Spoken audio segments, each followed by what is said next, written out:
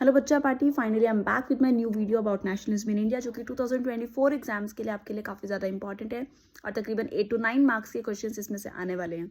तो चलिए हम टाइम वेस्ट ना करते हुए अपनी वीडियो को कंटिन्यू करते हैं, अपना चैप्टर समझते हैं। नेशनलिज्म इन इंडिया जो कि हमारे इंडिया की रिगार्डिंग है कि किस तरीके से हमारा एक कॉमन एनिमी था उस टाइम पीरियड पर, जो कि ब्रिटिशर्स थे।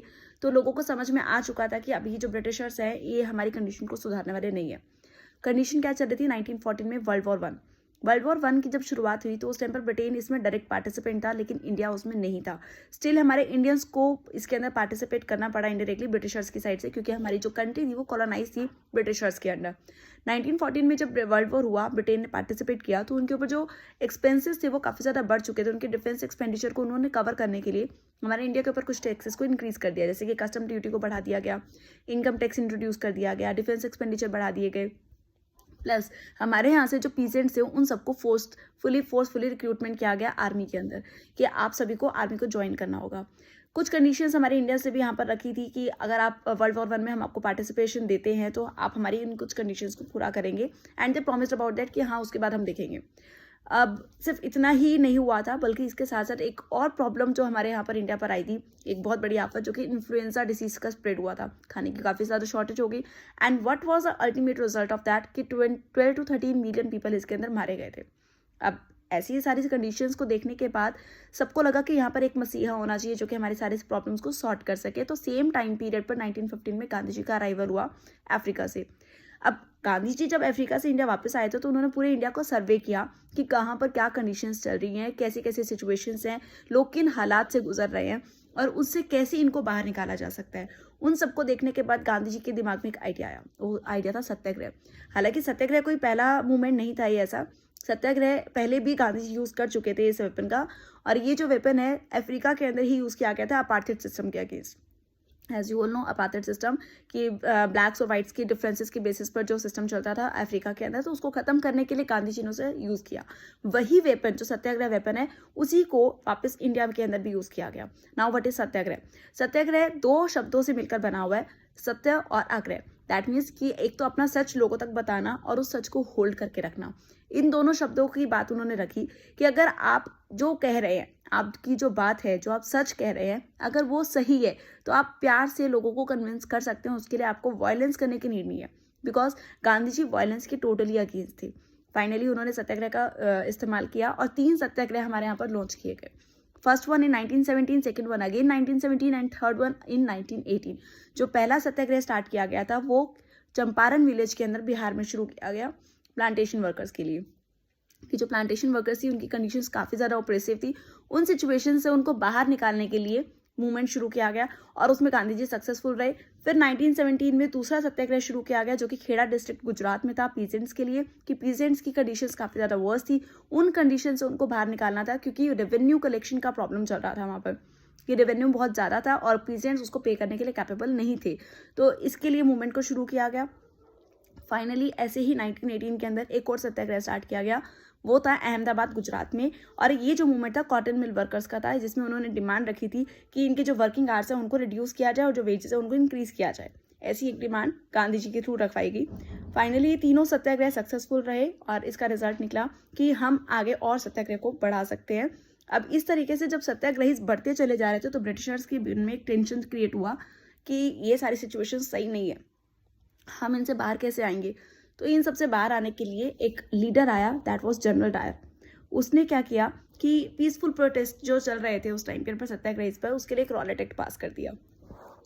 तो इस रॉलेट एक्ट के अकॉर्डिंग प्रॉब्लम क्या थी, इंपीरियल लेजिस्लेटिव काउंसिल बनाई गई।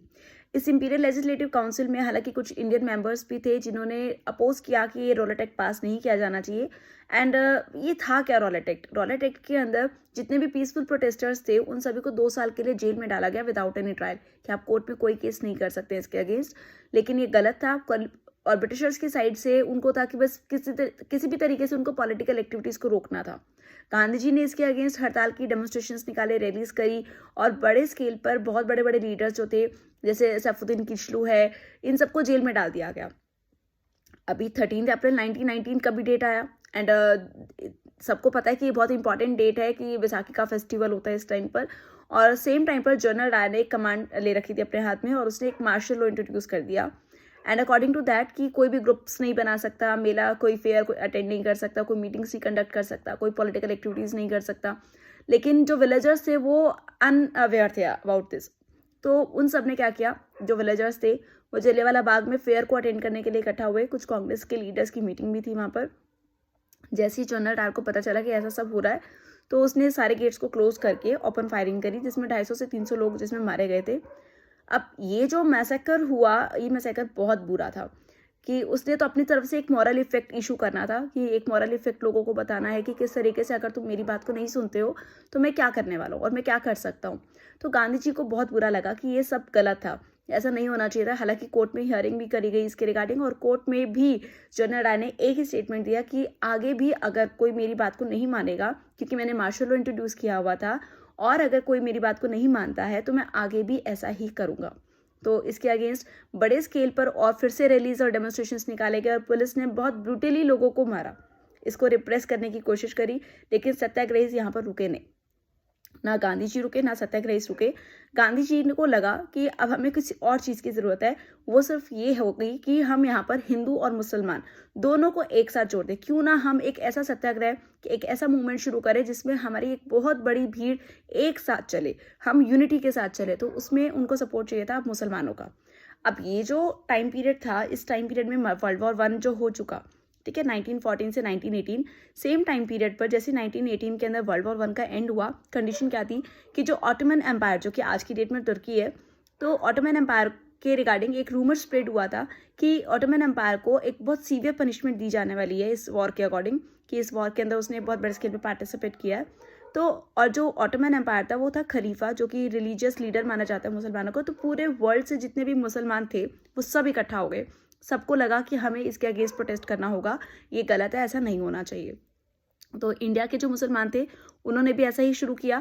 तो एक खिलाफत कमेटी का फॉर्मेशन किया गया था मार्च 1919 बॉम्बे के अंदर, और उसके जो लीडर थे मोहम्मद अली और शौकत अली। तो गांधी जी को लगा क्यों ना इस बात का फ़ायदा उठाया जाए कि इस कंडीशन से अगर हमें बाहर निकलना है, मुसलमानों को अपने साथ जोड़ना है, तो क्यों ना मैं उन्हें सपोर्ट कर दूँ। तो कैलकाटा सेशन 1920 सितंबर में किया गया, जिसके अकॉर्डिंग नॉन कॉपरेशन खिलाफत मूवमेंट की बात रखी गई कि हम जो है मतलब हिंदूज मुसलमानों को सपोर्ट करेंगे कि उनको जो खिलाफत इशू करना है उसके साथ उनका साथ देंगे। तो एक नॉन कॉपरेशन खिलाफत मूवमेंट का स्टार्ट किया गया। तो यहाँ तक हमारा जो है चैप्टर तकरीबन 1/10 पार्ट हमारा खत्म हो चुका है, और इसके आगे का जो चैप्टर है वो हम कल नेक्स्ट वीडियो के अंदर कंटिन्यू करेंगे। बाय।